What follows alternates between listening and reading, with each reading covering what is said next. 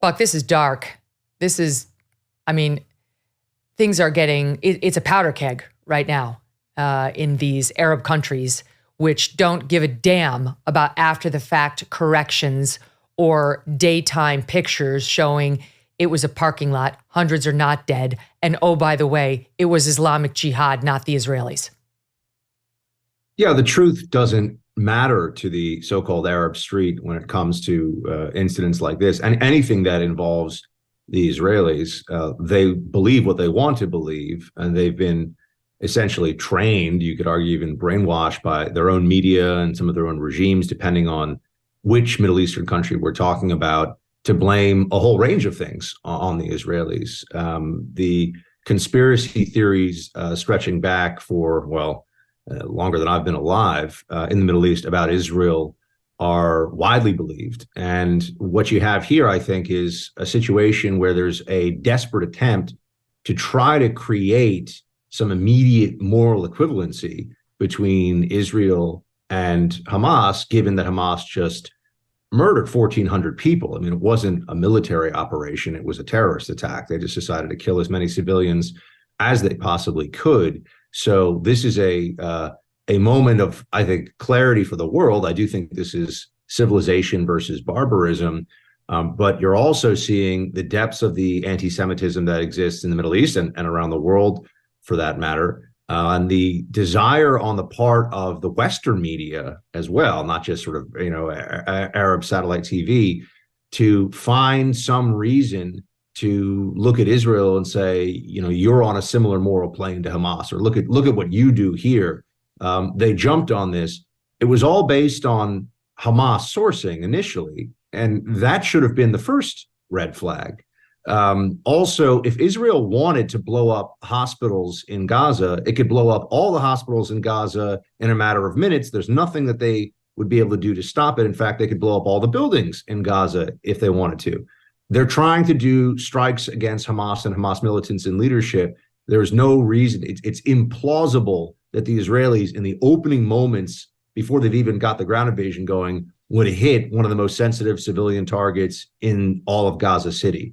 But the media ran with it, and they ran with it because of their own ideological biases. It's absolutely chilling. It's one thing to sort of put your thumb on the scale and get it a little wrong your way. We're used to the CNNs of the world doing that, not to mention BBC and so on. This is something entirely different. I mean, this is a dereliction of duty that's going to cost lives. They took an already powder kegged region and lit a match. And there's almost no accountability for it. Even the corrections that we're now seeing today are quiet and don't acknowledge the previously wrong reporting explicitly. It's the quiet scrubbing of the wrong headline and replacing it with one that's closer to right. Meanwhile, these citizens, our staffs at the U.S. Embassy in Beirut and the consulate, are the Israeli staffs at these consulates and embassies throughout the world, not to mention actual Israelis in our country and elsewhere, are in real danger as a result of all of this. Well, absolutely. I mean, there's a recklessness to this kind of reporting, and you're seeing that, I think, with the further inflamed tensions in different cities around the world, where people are obviously deeply passionate about this issue. I mean, one thing that hasn't changed, Megyn, I actually started my national security career, if you will, working in Middle East policy think tanks when I was in college. And I spent a summer working for Clinton's negotiator for the Camp David Accords, Ambassador Dennis Ross, as a researcher. So this was my first experience with all of this, stretching back now well over 20 years, was what was then called Arab-Israeli conflict. Now people usually say Israeli-Palestinian. And what you see is the narratives haven't changed at all. The sentiment hasn't changed at all. You have a lot of Middle Eastern countries use this issue, and a lot of Islamic communities around the world use this issue both as an excuse for anti-Semitism and also as an excuse for their own failures as states, speaking specifically in the Middle Eastern context. They all pretend to care so much. There's these endless lamentations on behalf of the Palestinians in moments like this. But what you also see is, what have those states been doing? I mean, Gaza is a desperately poor and nasty place to live. It has been for many years. All these countries, all these places where there are protests, you'd want to ask, where were these regimes, where were these individuals, these groups trying to do anything to help the Palestinian people beforehand? No, it's when it's useful for their hatred of Israel and Jews that all of a sudden you see this massive increase in concern for the Palestinians. You have all these other, regional actors decide, oh my gosh, well, Israel needs to be proportionate. Israel can't overreact. Overreact? I mean, I remember what it was like after 9/11. I joined the CIA because of 9/11. People walking around saying, you better not overreact. We were looking at them like, we're going to war because that's the reaction that this demands. And that's exactly the mentality of the Israeli people, as it should be right now. So they're putting these artificial constraints, this idea that the Israelis are going to be able to fight a battle against a terrorist entity that isn't going to have any civilian casualties, that isn't going to cause any humanitarian issues. That's absurd. It's impossible. But it's also entirely necessary that Israel go in. And this time, it's different. They're not just trying to punish Hamas and say, stop it. If you don't knock this off, we're going to blow up all your arms caches. We're going to come after your leadership. I think this time around, it has to be a war of Hamas elimination, meaning destroying it as an entity, making it effectively so enfeebled that it can no longer threaten the state of Israel. So that's the escalation from the Israeli side, and it's deserved. It's necessary. I want to get to the military aspect of this in 1 minute, but let's spend another minute first on the ne'er-do-wells who spread this lie and so far are sticking by it in many cases. Rashida Tlaib, I mean, the absolute worst. I read the tweet. Israel just bombed this hospital, killing 500 Palestinians, just like that. That's a lie. None of that appears to be correct. It wasn't an Israeli bomb, and it doesn't look like 500 Palestinians died at all. Doctors, children, patient, no, it does not appear that that's the case. It's still up. She hasn't taken it down. This isn't some tweeter. This is an elected U.S. congressperson. This person actually has a hand in saying what the laws and the U.S. policy will be around issues like this.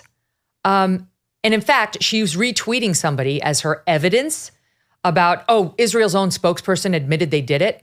And the person she's pointing to as Israel's spokesperson is some online influencer who is not an Israeli spokesperson at all. This is her. Like, it's chilling. And it comes obviously from her hatred for Israel. Then you've got the LA Times, Adam Elmarek, who's truly one of the worst. I mean, this guy, I feel like he's 2 steps away from just tweeting out in Arabic. He continued to tweet all last night. Remember the following: Israeli denials often fall apart. Hamas's bombs don't usually cause this much damage. It's important to report that. You're not doing it right unless you report that. Okay, did you think to pause and ask yourself, is that much damage accurate? Is the damage that we're being told was done by Hamas accurate? Adam, would you like to wait and find out? Then he says the burden is on Israel to demonstrate its extraordinary claim that it was a Hamas rocket, that a Hamas rocket, which usually kills maybe one at a time, somehow leveled a hospital. Extraordinary claims require extraordinary evidence. This isn't all that difficult, folks. Now they've released actual audio tape of Hamas saying it was Islamic Jihad launching this rocket. Has this guy come out and said, my God, they actually did release very clear evidence that it was Islamic Jihad? No, he hasn't. All he said is, in the light of day, it appears that they hit a parking lot. That's it. That's all. This is so dishonest and dangerous, Buck. Well, they wanted to use it in the moment, and it doesn't matter to the people who ran with it as an attack, as a cudgel, a weapon to bludgeon the Israelis' reputation with. It doesn't matter that it was false to them. They don't care. I mean, we often see this even with far more minor reports of terrorist attacks. Let's say in the U.S., they'll say we can never know the motives if they're concerned that it's a jihadist, a Muslim conducting an attack. If they think that it's possibly a white guy who's a Republican, they run with that right away, and it doesn't matter when they have to change a story later on, right? Meaning that if they have an opening to try to effectively jump to a conclusion that's useful politically to defame a whole group of people, right? It's always about, oh, it's not just this person, it's all of them. So in this instance, it's not that Israel made a mistake, it's the Israelis are bad. That's the whole notion that they were trying to push by running with this right away. The Genucel Dark Spot Corrector sale ends promptly this Sunday, and guess what ends with it? That crazy 70% discount. That's right, all gone Sunday night. Go to Genucel.com/MK60 right now. Don't delay one more minute. Here's Marcia from Austin, Texas, writing, my puffy eyes were gone after 24 hours and 2 treatments. Dark spots fading and definitely less laugh lines. A win all around. Take advantage of the Genucel most popular package, which now includes the Dark Spot Corrector, plus the classic Genucel bags and puffiness treatment and immediate effects product, all for 70% off. Try the best skincare in the world for yourself, completely risk-free. Go to Genucel.com/MK60 today and start looking years, even decades younger tomorrow. All orders upgraded to free shipping. See results day one and get compliments everywhere you go. Guaranteed. That's GENUCEL.com/MK60, Genucel.com/MK60. Hey, thanks so much for watching. If you like what you just saw, hit the subscribe button for more clips and full episodes.